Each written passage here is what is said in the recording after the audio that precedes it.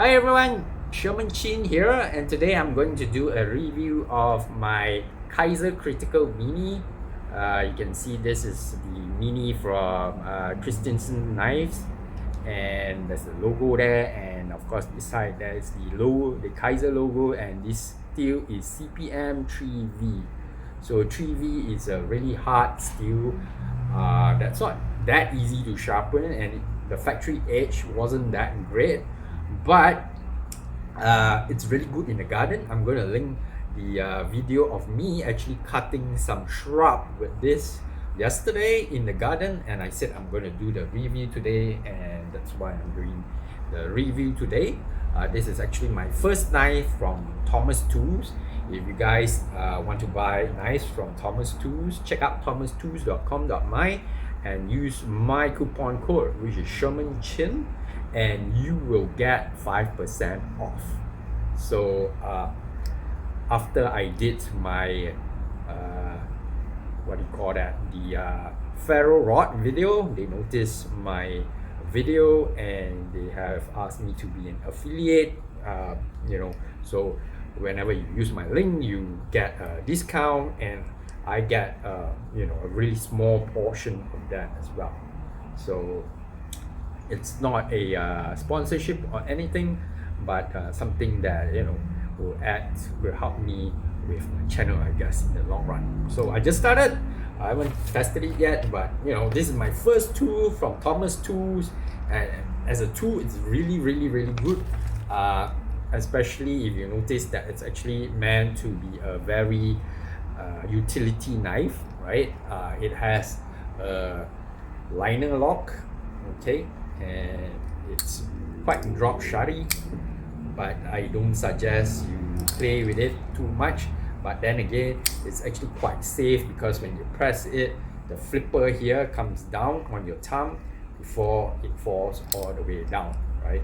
So yeah, just make sure you get your hand out the way, because this tip is really pointy. I managed to cut myself before, if you guys remember. So it cuts through, it just pokes through stuff. It's really good at piercing, and I managed to pierce myself.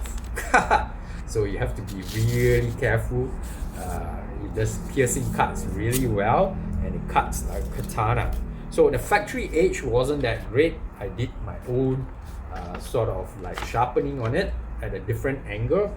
If you guys remember my old knife video, I used the Victorinox sharpener. Some of you guys, not some of you guys, just a few people said that I did not know how to sharpen, but here I use it to sharpen for a particular reason, and this one is to be used in the garden. So just use this part of the Victorinox diamond sharpener file to get the angle right, and then you file it to get the right angle, and then you use a Shapton Kuromaku.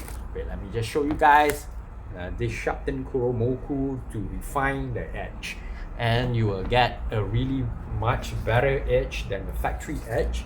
So you can do cuts like this. Really cool.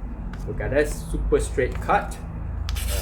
Just cutting through really nicely, right? Okay, this one there was a slight hang up here, I guess, because the edge, there was some part of the edge that I must have blunt when I was cutting the shrubs yesterday. But still, if you keep an edge, then you can just cut it really sharp and nice down like this until it reaches here.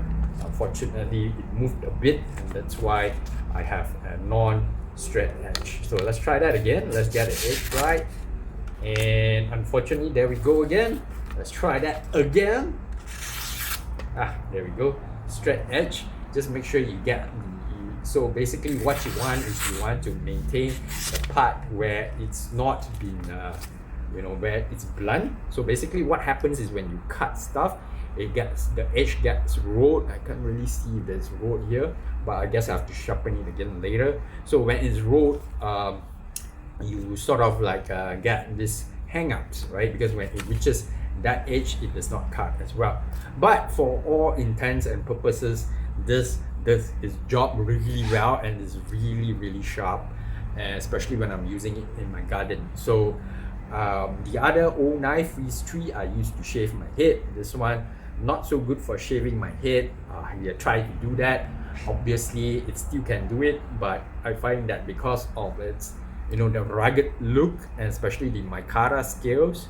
Oh, speaking of which, the micarta scales, I don't really like it so much. As you can see, it's not so much micarta scales anymore, because after I used this blade in the garden, the 3V steel is not stainless steel, so I had to oil it, and when I oil it, the oil gets onto the micarta, and then it becomes this oily black material. So I don't know, for outdoor usage, especially for non stainless steel, and you need to oil it, then you're gonna get micarta that's not nice, like it doesn't have that cloth like texture anymore after you oil it, right? I guess I can dry it, but then again, when I use it, I'm gonna oil it again. It's gonna be back to this again.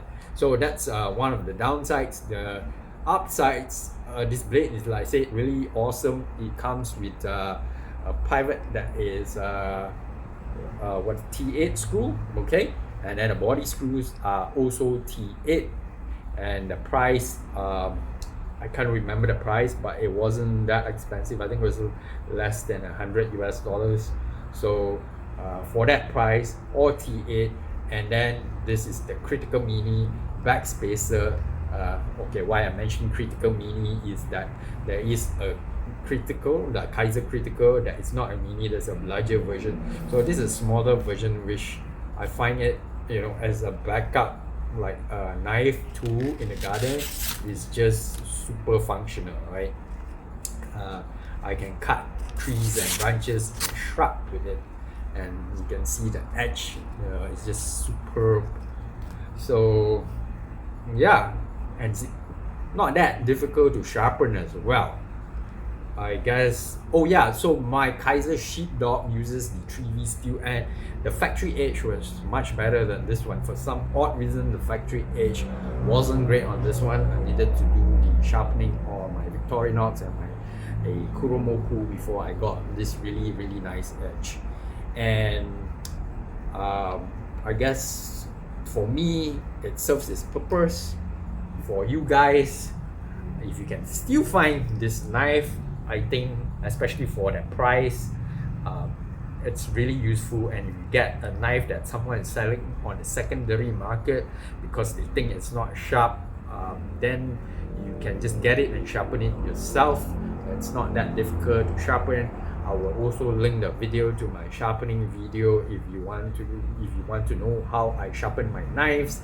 I sharpen my knives all almost the same way. Of course, the angle changes, depends on the steps I use to sharpen my knife are the same, but the angle and the grit that I use might be different depending on the purpose of the knife. Again, this knife has really nice action. You can see it drops really nicely. It's just awesome. And when you press it, especially this part, the jimping here, it's gonna fly out. See, it's gonna fly out. Obviously, sometimes it will still fail if you do it slowly, but if you just follow this sort of like shape here, right? If you follow the shape, it's gonna fly out, right? And it fails, unfortunately. So yeah, so if it fails, you need to do a bit of a finger flip.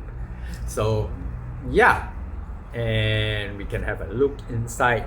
You can see that the stainless steel has been milled out, skeletonized a bit, and because of that, it's not that heavy, but it's a small blade as well. So yeah, everything really well done, I guess.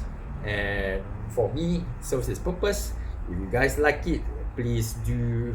If you like my review, please do give me a thumbs up, subscribe, and hit that notification bell. Thank you so much, guys. I'll see you in the next one. Take care now. Bye.